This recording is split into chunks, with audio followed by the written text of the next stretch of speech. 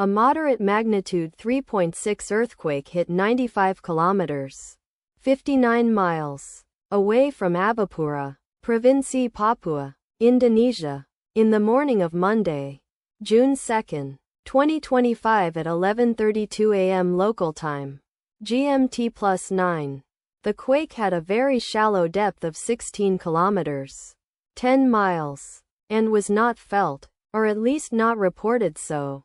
First to report, BMKG after 5 minutes. The earthquake occurred 10 hours after a magnitude 3.9 earthquake had hit on Monday, June 2, 2025, at 1:49 a.m.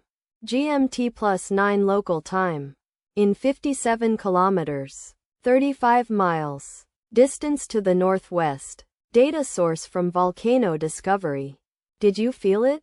Let us pray. May the earthquake that occurred not affect our brothers and sisters there. May the earthquake not happen again. And may God protect everyone. Amen.